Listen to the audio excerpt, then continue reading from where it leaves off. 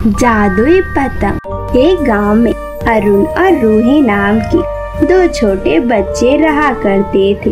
रूही अरुण का बहुत अच्छे से ख्याल रखती थी।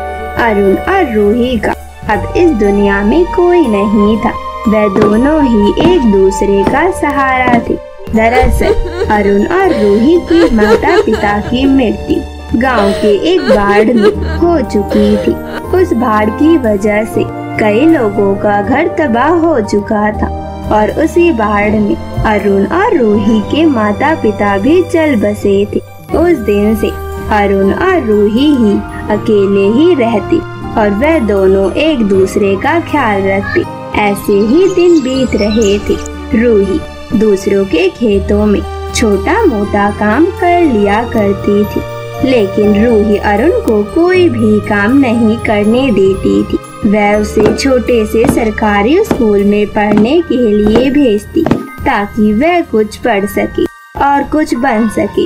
रूही भी पढ़ने में बहुत होशियार थी, लेकिन उसके माता पिता के जाने के बाद उसने पढ़ाई छोड़ दी और वह अपने भाई को पढ़ाने के लिए बहुत से गांव के खेतों और जमींदारों को यहाँ पर काम करने लगी। रूही एक दिन अकेले ही घर लौट रही थी, तभी उसे रास्ते में अरुण भी स्कूल से आता हुआ दिख जाता है। रूही यह देखकर खुश हो जाती है और कहती है, अरे अरुण, आज तो तू तो रास्ते में ही मिल गया। चल हम दोनों साथ में ही घर चलते हैं। हाँ दीदी, तुम तो सही कह रही हो। आज तो मुझे भी आ गया मजा।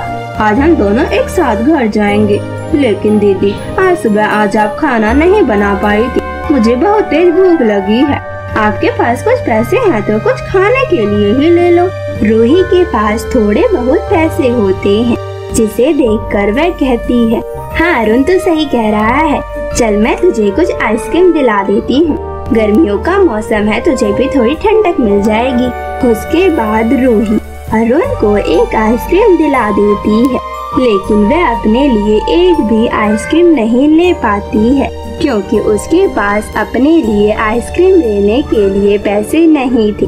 अरुण इस बात को अच्छे से समझ जाता है और वह अपनी आइसक्रीम अपनी बहन के साथ मिलकर खाता है और उनके ऐसे ही दिन बीत रहे थे।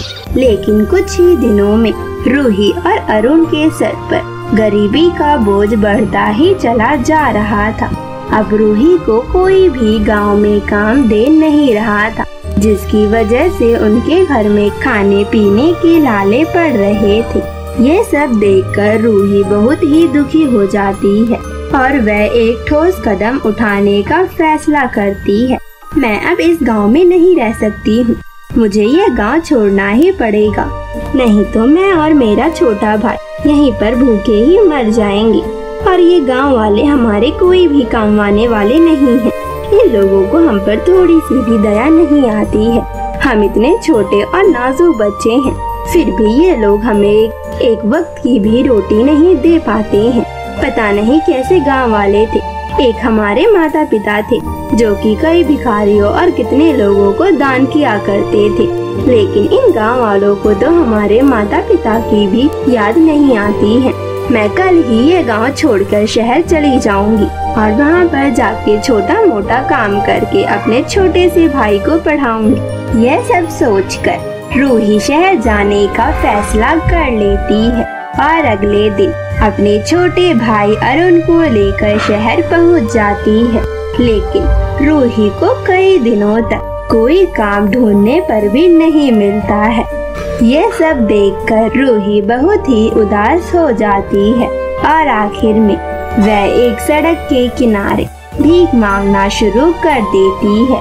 ऐसे ही उनके दिन बीत रहे थे। एक दिन अरुण आसमान में पतंगों को उड़ता देखकर बहुत ही खुश हो जाता है और वह अपनी बहन से कहता है, दीदी दीदी, ये कितने सुंदर सुंदर पतंगे हैं। मुझे तो बहुत सुंदर लग रही हैं। मैं भी इन्हें उड़ाना चाहता हूँ।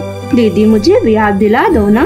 ठीक है मेरे छोटे भाई, मैं तुम्हें ये पतंग दिला दूंगी, तुम उसकी चिंता मत करो। लेकिन दीदी, ये लोग ये पतंग क्यों उड़ा रहे हैं? अरे 15 अगस्त आने वाला है ना, इसीलिए ये सब पतंग उड़ा रहे हैं। मैंने कल ही एक छोटे से बच्चे को बात करते हुए सुना था कि यहाँ के लोग 15 अगस्त पे पतंग उड़ाते हैं और खूब मस्ती करते हैं। अच्छा दीदी ठीक है, मुझे भी आप 15 अगस्त वाले दिन ही पतंग दिला देना। मैं भी उस दिन खूब मस्ती करूँगा और ढेर सारी पतंग उड़ाऊंगा और सबकी पतंग काट दूंगा।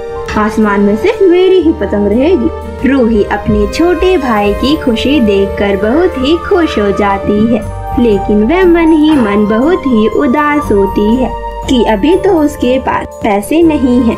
शायद कुछ दिनों बाद ही हो जाए। और ऐसे ही दिन बीतते हैं। 15 अगस्त आने ही वाला होता है। तब अरुण अपनी बहन से कहता है, दीदी कल 15 अगस्त है, मुझे पता है, इसीलिए आप मुझे पतंग तो दिलाओगी ना। अपनी भाई की खुशी देखकर रूही हाँ कर देती है और दुखी होकर वह वहाँ से दूर चली जाती है। वहाँ से दूर एक पेड़ के नीचे बैठकर रोने लगती है। तभी वहाँ पर एक बूढ़ी औरत आती है, जिसके हाथ में एक बहुत बड़ी और बहुत सुंदर सी पतंग होती है। तभी वह बूढ़ी औरत रूही को रोता देखकर उससे पूछती है, अरे बेटा तुम उतने दुखी क्यों हो? आजकल के बच्चे तो कितने खुश हैं यहाँ पतंग उड़ा के, लेकिन तुम इतने दुखी और परेशान होकर यहाँ पर क्यों बैठी हो?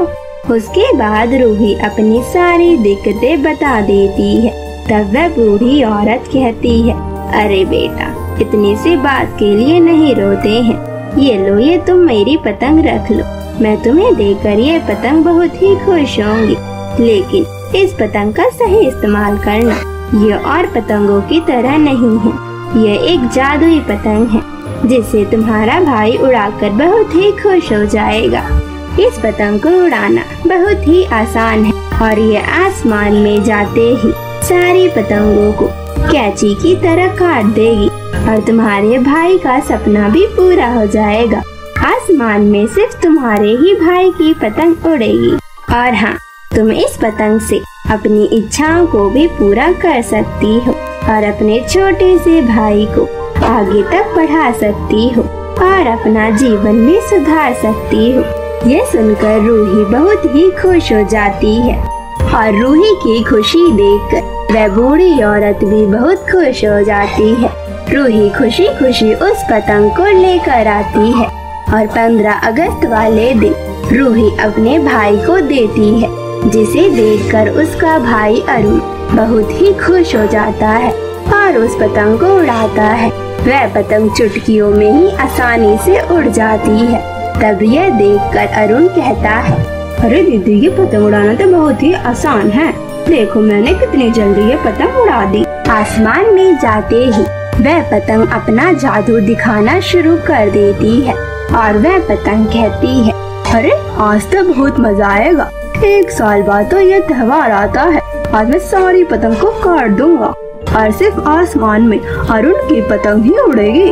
और कुछ ही देर में आसमान में सिर्फ अरुण की ही पतंग उड़ती है, जिसे देखकर अरुण बहुत ही खुश हो जाता है और सभी बच्चे अरुण के पास आ जाते हैं और अरुण के साथ खूब मस्ती करते हैं।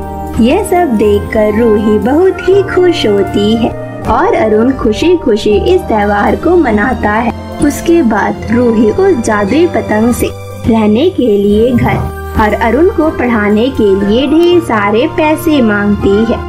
उस दिन से रूही अपने छोटे भाई के साथ खुशी खुशी एक अच्छा जीवन जीने लगती है।